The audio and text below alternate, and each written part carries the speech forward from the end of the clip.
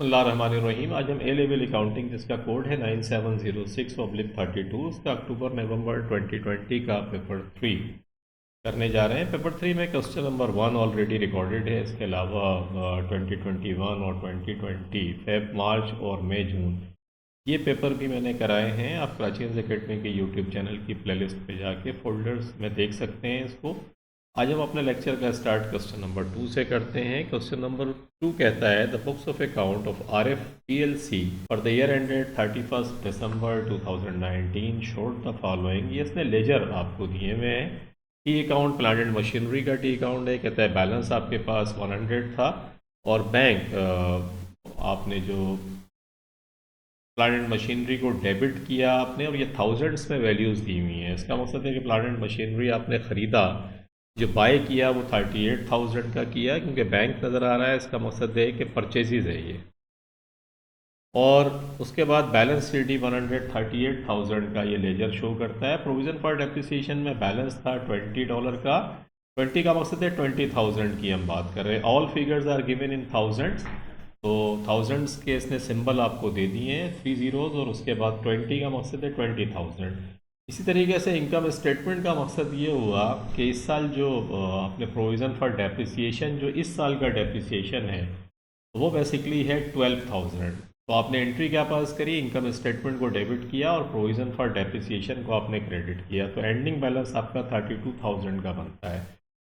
Provision for depreciation of motor vehicles, motor vehicle से related अगर हम बात करें, बैलेंस बी डी 25,000 का था। इस साल का जो डेप्रिसिएशन है वो 10,000 है। और डिस्पोजल का मकसद है कि प्रोविज़न फॉर डेप्रिसिएशन को आपने डेबिट किया है कि कोई मशीनरी, कोई मोटर व्हीकल आपने बेची है, और जो बेची है उसका जो प्रोविज़न फॉर डेप्रिसिएशन या एक्यूमुलेटेड डेप्रिसिएशन था वो 4 था। अगर आप साइट के अंदर मोटर व्हीकल का लेजर देखें तो इसका बैलेंस बिल्डी 60,000 था। डिस्पोजल आपने 16,000 की मोटर व्हीकल आपने सेल करी, तो इसका मकसद है 16,000 की ये मोटर व्हीकल थी, उसका एक्यूमुलेटेड डेप्रिसिएशन 14 था, तो 16 माइनस 4, इसका मकसद है जो बुक वैल्यू थी इस मोटर व्हीकल की वो 12,000 की बुक वैल्यू थी इसकी।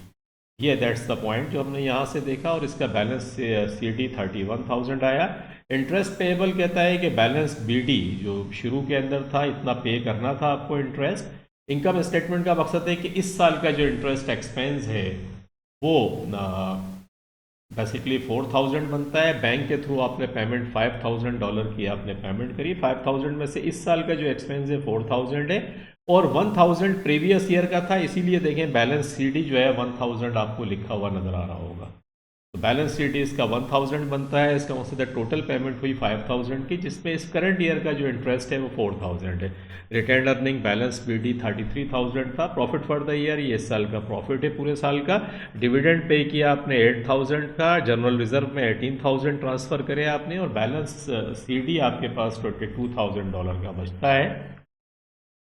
उसके बाद कहता है the following information is also available. ये इन्फॉर्मेशन आपके पास अवेलेबल है। During the year ended 31 December 2019 the following had taken place. ये टेकन प्लेस है। Inventory had increase by 17,000। ये एक्चुअली कैश फ्लो स्टेटमेंट का सवाल है। कहता है prepare the statement of cash flows for the year ended 31 दिसंबर 2019 कि 31 दिसंबर 2019 का कैश फ्लो स्टेटमेंट बनाना है। इंक्रीज इन इन्वेंट्री का मकसद है, मैं लास्ट टाइम भी कैश फ्लो स्टेटमेंट मैंने आपको कराया था, मैंने बताया था कि करंट एसेट्स अगर इंक्रीज हो रहे हैं तो इसको आप क्या करेंगे, इसको माइनस करेंगे। करंट एसेट्स अगर इंक्रीज होंगे तो इसको माइनस करेंगे। करंट एसेट्स अगर डिक्रीज होंगे तो इसको कैश फ्लो के अंदर प्लस करेंगे। लॉजिक भी मैं समझा के आया था आपको। इसी तरीके से करंट लाइबिलिटीज़ के अंदर रिवर्स हो जाएगा। करंट लाइबिलिटी अगर डिक्रीज होंगी तो फिर माइनस होंगी, और इंक्रीज होंगी तो प्लस, यानी ये साइमल्टेनियस है। डिक्रीज हो रही है तो इसको माइनस कर दें, और अगर डिक्रीज का मकसद है हम पेमेंट कर रहे हैं, एक्चुअली इंक्रीज हो रही है तो इसका मकसद है कि आपने आपने परचेजेस तो कर ली लेकिन पेमेंट नहीं कर रहे हैं, तो इन टर्म ऑफ कैश आपका जो है वो बेसिकली ये प्लस में आ जाएगा आपके पास। लाइबिलिटी एडिशन है तो इसका मकसद है कैश आपके पास। इसको इसको प्रॉफिट फॉर ऑपरेशन से जब आप निकालने के लिए आएंगे ऑपरेटिंग एक्टिविटीज़ में, तो उसको फिर प्लस कर देंगे। तो ये रूल आप याद रखिएगा कि रिवर्स है। करंट एसेट्स अगर इंक्रीज़ हो रहे हैं तो इनको माइनस कर दें, डिक्रीज़ हो रहे हैं तो इनको प्लस कर दें। करंट लाइबिलिटी अगर माइनस हो रही है तो उसको उसको माइनस कर दें, और अगर प्लस हो रही है, इंक्रीज हो रही है तो फिर प्लस कर दें, डिक्रीज हो रही है तो उसको माइनस कर दें। तो ये आपके पास आया है। इसका मकसद है इन्वेंट्री है तो कैश फ्लो के अंदर ये करंट एसेट्स है, आपके पास करंट एसेट्स इंक्रीज हो रहा है तो ये प्लस हो जाए, माइनस हो जाएगा। कैश फ्लो में से ट्रेड रिसीवेबल भी इंक्रीज हुआ तो ये भी माइनस हो जाएगा। The bank balance had gone from an overdraft of $7,000 to a positive balance के समझ से ओपनिंग ओवरड्राफ्ट जो था, ओपनिंग कैश आपके पास नेगेटिव में था, 7,000 का ओवरड्राफ्ट था जो आगे जाके पॉजिटिव बैलेंस हो गया। The company had issued 72,000 ordinary shares of $0.5 each at par value. तो $72,000 multiplied by 0.5, what you get $336,000। ये आपका अमाउंट आ गया। A new bank loan of $5,000 had been receive. Bank loan हुआ तो फाइनेंसिंग एक्टिविटीज़ कहलाती हैं। फाइनेंसिंग एक्टिविटीज़ में आ जाएगा कि पैसा आपके पास आया है, आपने फाइनेंसिंग बैंक से करी है। Trade payable eight decrease, trade payable decrease होगा तो मैंने कहा था कि इसको माइनस कर देंगे हम, क्योंकि लाइबिलिटी है, ट्रेड पेबल डिक्रीज हो रही है तो कैश फ्लो बनाते हुए ऑपरेटिंग एक्टिविटीज़ में से हम इसको माइनस कर देंगे। A motor vehicle had been sold for $15,000। वो जो $12,000 की मोटर व्हीकल ऊपर हम आ रहे हैं वो $15,000 में आपने बेची। इसका मकसद है $3,000 आपका क्या हो गया है, ये प्रॉफिट ऑन डिस्पोजल, ये प्रॉफिट ऑन डिस्पोजल है आपका। ये prepare the statement of cash flows आपको बनाना है। कैश फ्लो बनाते हुए सबसे पहले प्रॉफिट फ्रॉम ऑपरेशन हम कैलकुलेट करते हैं। प्रॉफिट फ्रॉम ऑपरेशन करने के लिए हम क्या करते हैं कि जो इसने कहा भी है इग्नोर टैक्सेशन, टैक्सेशन को इग्नोर करते हैं, वो दिया हुआ भी नहीं है सवाल के अंदर इसने टैक्सेशन, अलबत्ता इंटरेस्ट दिया हुआ है। तो जो भी प्रॉफिट फॉर द ईयर होता है इसके अंदर हम इंटरेस्ट को प्लस कर लेते हैं। इंटरेस्ट जो इनकम स्टेटमेंट के अंदर गया वो मैं आपको एक्सप्लेन करके आ रहा हूँ। ये 4,000 गए थे तो 15 ये है आपका प्रॉफिट फॉर द ईयर और 4 ये आ गया, तो इन दोनों को अगर मैं प्लस कर लूँ तो ये आ जाएगा profit from operation. Profit from operation से फिर हम अपने कैश फ्लो को बनाना शुरू करते हैं। और ये लास्ट टाइम भी मैंने कराया था बहुत डिटेल से, आप लोग जाके लेक्चर मेरा देख सकते हैं। कैश फ्लो जब मैं करा रहा था बहुत एक्सप्लेन मैंने किया था। तो question number, profit from operation सबसे पहले निकालते हैं, statement of cash flow for the year ended. तो प्रॉफिट फ्रॉम ऑपरेशन में आप देख रहे हैं 15 प्रॉफिट था, इसमें इंटरेस्ट जो इस साल का करंट इंटरेस्ट है वो प्लस करा तो ये 19,000 यहाँ आ गया।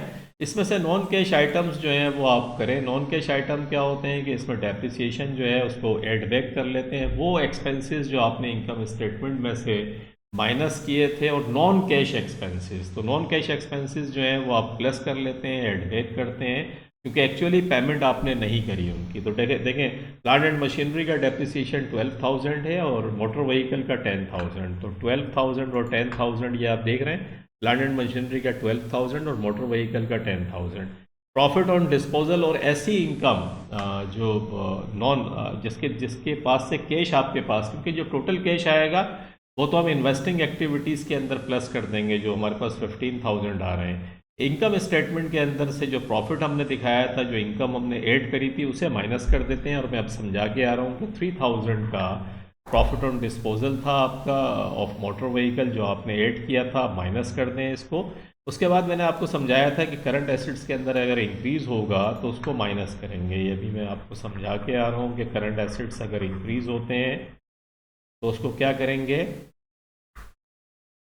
करंट एसेट्स अगर इंक्रीज़ हो रहे हैं तो उसको माइनस करेंगे। 17,000 का इंक्रीज़ है तो इसको माइनस कर देंगे, ताकि हम आपका जो है कैश फ्रॉम ऑपरेशन निकालने के लिए हम आएंगे और net cash from operating activities हम निकालने के लिए जा रहे हैं।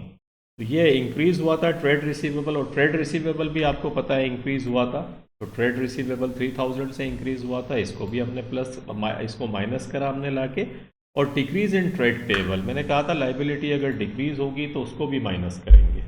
देखें लाइबिलिटी ट्रेड पेबल आपका डिक्रीज़ हुआ है, डिक्रीज़ का मकसद है पेमेंट हुई है एक तरीके से, तो इसको भी हमने माइनस कर दिया है। यहाँ 6,000 ये दिया हुआ है सवाल के अंदर, क्वेश्चन में आपको 6,000 ये नज़र आ रहा होगा आपको। इसको आपने माइनस कर दिया। उसके बाद जब इसको आपने प्लस माइनस करा इन सबको तो कैश फ्रॉम ऑपरेशन आ गया। कैश फ्रॉम ऑपरेशन में इंटरेस्ट पेड, जो इंटरेस्ट एक्चुअली आपने पे करा। अब यहाँ क्योंकि हम कैश फ्लो स्टेटमेंट बना रहे हैं तो इंटरेस्ट वो वाला नहीं लीजिएगा जो इस साल का इंटरेस्ट है, एक्चुअली आप कैश के अंदर कन्वर्ट कर रहे हैं सारी चीज़ों को। तो जो इंटरेस्ट आपने पे करा है उसमें लास्ट ईयर का भी इंटरेस्ट शामिल था। मैं इंटरेस्ट पेबल का लेजर आपको समझा रहा था, तो मैंने कहा था कि आपसे पेमेंट एक्चुअली हमने 5000 की है। तो ये इसका ट्रिकी पॉइंट है कि ऊपर आप ऐड कीजिएगा नेट प्रॉफिट के अंदर जो इंटरेस्ट इस साल का इंटरेस्ट है वो प्लस कीजिएगा, और जब यहाँ माइनस कीजिएगा कैश फ्रॉम ऑपरेशन में से, तो कौन सा कीजिएगा जो एक्चुअली आपने पे करा है। यह आपने माइनस कर दिया इसमें से, ये $7,000 की net cash from operating activities आ गया आपका। उसके बाद आ जाए cash flow from investing activities. ये ऑपरेटिंग आपने निकाल लिया। ऑपरेटिंग निकालने का तरीका बहुत आसान होता है।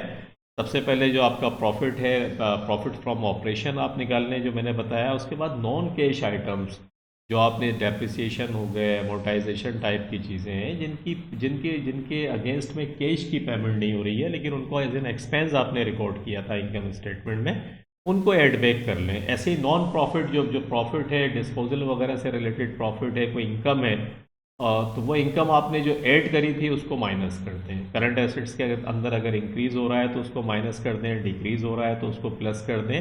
करंट लाइबिलिटी अगर डिक्रीज़ हो रही है तो उसको माइनस कर दें, इंक्रीज़ हो रही है तो उसको प्लस कर दें। ये फार्मूला अगर आपके दिमाग में है, और लॉजिक भी मैंने इसकी बहुत डिटेल से बताई है, प्रीवियस लेक्चर्स देखिएगा जाके। तो cash flow in investing activities में नॉर्मली हम नॉन करंट एसेट्स की बात करते हैं कि नॉन करंट एसेट्स की मूवमेंट क्या हुई। नॉन करंट एसेट्स में दो मूवमेंट हुई है। एक नॉन करंट एसेट्स जो है आपने प्लांट एंड मशीनरी जो मैंने कहा था कि परचेज़ किया है, $38,000 का आपने परचेज़ किया, और $15,000 की मोटर व्हीकल आपने बेच।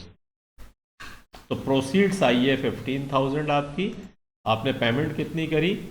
Purchase of non current assets 38,000, और proceeds of sale of motor vehicle की जो फरोख्त जो आपने बेचा है इसको, इससे 15,000 आपके पास आया। These are called investing activities. Normally भी जो इन्वेस्टिंग एक्टिविटीज़ है उसके अंदर नॉन करंट एसेट्स को हम लेते हैं। तो ये हमारे पास प्लस माइनस करके, माइनस साइड ज़्यादा थी तो इसलिए माइनस के अंदर आ गया cash flow from investing activities आपका। और उसके बाद net cash used in investing activities के इतना कैश एक्चुअली यूज़ हुआ है आपका इन्वेस्टिंग एक्टिविटीज़ में। Cash flow from financing activities, financing activities आपके पास तीन हैं। एक तो न्यू शेयर्स आपने इशू किए हैं $36,000 के, ये देख रहे होंगे यहाँ से पैसा आपके पास आया। तो ये 36,000 proceeds from issue of shares. इसके बाद डिविडेंड आपने पे कर दिया। ये भी फाइनेंसिंग एक्टिविटीज़ है कि जिनका पैसा लगा हुआ है एक्चुअली उनको ये रिटेन अर्निंग के लेजर से आपको ये फिगर मिली थी 8,000 की। ये 8,000 आपने डिविडेंड पे कर दिया। और प्रोसीड्स फ्रॉम न्यू लोन, $5,000 का न्यू लोन आपने लिया है, और न्यू लोन ये देख रहे होंगे आप, बैंक लोन है $5,000 का, इसको आपने प्लस कर लिया। तो 36 में से डिविडेंड माइनस किया और बैंक लोन प्लस करा तो 33,000 आया। तो 7 प्लस में 33 प्लस में 33 और 7 जो है ये 14 हो गया, 40 हो गया। 40 में से 23 माइनस करें तो net increase in cash flow, net increase in cash and cash equivalents के कैश या कैश इक्विवेलेंट्स में नेट इंक्रीज 17,000 की हुई है। और शुरू का जो बैलेंस था जो उसने सवाल में हमें बताया कि एक्चुअली वो ओवरड्राफ्ट था 7,000 का, जो फिर बाद में पॉजिटिव हो गया। तो ये ओवरड्राफ्ट हमने इसमें से माइनस कर दिया क्योंकि ये कैश आया है, ये ओवर माइनस में था, कैश ओवरड्राफ्ट था, इसको माइनस किया। तो आप देख रहे होंगे कि cash and cash equivalents on 31 दिसंबर 2019 ये पॉजिटिव के अंदर आ गया। तो दिस इज़ ऑल। ये कैश फ्लो स्टेटमेंट आपने देखा कि किस तरीके से हमने बनाया, आसान था बहुत। अगर आपको ये simple net cash flow from operating activities निकालना आता है, मूवमेंट्स आप समझ रहे हैं, लेजर से जो फिगर्स हमने निकाली, ये अगर आपकी समझ आता है तो आसान क्वेश्चन है बहुत। अगला हम देखते हैं क्या कहता है। Explain how a premium on an issue of shares is dealt with differently in a statement of cash flow as compare to the books of accounts of a company. Books of accounts of company अगर हम बनाने जाते हैं तो उसके अंदर share capital को अलग दिखाते हैं और शेयर प्रीमियम को अलग दिखाते हैं। तो शेयर कैपिटल अलग होता है, शेयर प्रीमियम आपका अलग होता है। वेयर एज कैश फ्लो बनाते हुए इन दोनों को मिला के हम लिख देते हैं कैश फ्लो। देख रहे हो, आपने देखा होगा अभी जब हमने करा था तो फाइनेंसिंग एक्टिविटीज़ के अंदर हमने डायरेक्ट लिखा था proceeds from issue of share. Issue of share से 36,000 हमने डायरेक्ट लिखा था। हालांकि शेयर की वैल्यू आप देखें तो शेयर की वैल्यू जो है इसमें हमें पता नहीं है कि शेयर की वैल्यू को दी हुई नहीं थी इसमें कि शेयर की वैल्यू कितनी है, क्योंकि शेयर का लेजर नहीं था। लेकिन एनी हाउ ये the company had issued 72,000 ordinary shares of 0.5 each at par value। Company ने पार वैल्यू पे इशू किया था इसको, यानी पार वैल्यू का मकसद है कि जो इसकी ओरिजिनल वैल्यू थी उसी पे इसको इशू किया था, तो इस पर प्रीमियम नहीं था। लेकिन नॉर्मली हम क्या करते हैं कि जब हम इसको दिखाते हैं इसके अंदर इनकम स्टेट जो ये बात कर रही है इसमें हमसे क्या कहता है कि अकाउंट्स के अंदर, तो अकाउंट्स में इन दोनों को अलग दिखाते हैं और कैश फ्लो के अंदर एक साथ दिखा देते हैं इसको, फिर सेपरेट करके नहीं दिखाते। Proceeds from issue of shares करके यहाँ है नहीं, या पार वैल्यू पे था, लेकिन अगर प्रीमियम पे होता तो अभी फिर हम एक साथ इसको इशू दिखा देते हैं।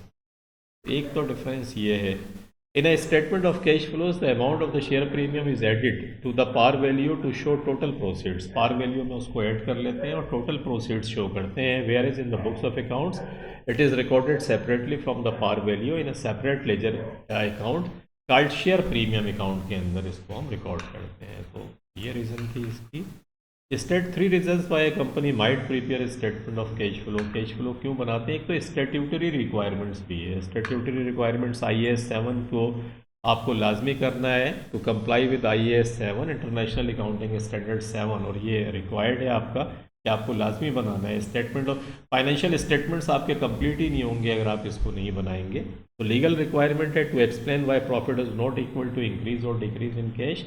ये एक्सप्लेन करने के लिए कि इनकम स्टेटमेंट का जो प्रॉफिट है वो एक्चुअली कैश नहीं है, कैश अलग चीज़ है, उसका इंक्रीज़ और डिक्रीज़ हम पूरी मूवमेंट्स दिखा रहे होते हैं। और ये बड़ा अब जो हमारे अकाउंट्स को देख रहे होते हैं उनके लिए ये बड़ी यूज़फुल किस्म की इंफॉर्मेशन होती है। To concentrate attention on cash flows के ऊपर कंसनट्रेशन आपकी लगानी है। To show the extent to which the business relies, और इंटरनल एंड एक्सटर्नल फाइनेंसिंग के इंटरनल फाइनेंसिंग कैसे हो रही है और एक्सटर्नल फाइनेंसिंग कंपनी कैसे कर रही है, कितना रिलाई कर रही है किस फैक्टर के ऊपर। ये सब इससे पता चलता है कि आप इन्वेस्टिंग एक्टिविटीज़ भी शो कर रहे होते हैं और फाइनेंसिंग एक्टिविटीज़ भी शो कर रहे होते हैं। तो allow for comparison with other businesses और प्रीवियस ईयर से कंपेयर कर सकते हैं आप दूसरे बिजनेसेस की कैश पोजीशन क्या है, फ्लो कैसे हो रहा है, ये देख सकते हैं। To give more information than that which is given in the income statement and statement of financial position to assist for loan application। अगर आप लोन के लिए अप्लाई कर रहे हैं तो उसमें भी ये स्टेटमेंट बहुत कारआमद होता है, because investor would like to know कि जो फाइनेंसर है फाइनेंसिंग करेगा आप पे बैंक, वो देखना चाहता है कि आपकी कैश जनरेट करने की एबिलिटी कितनी एंड हाउ मच आप इन्वेस्टिंग एक्टिविटीज़ से कितना जनरेट कर रहे हैं और फाइनेंसिंग एक्टिविटीज़ की क्या पोजीशन है। That was all, I think question is ended.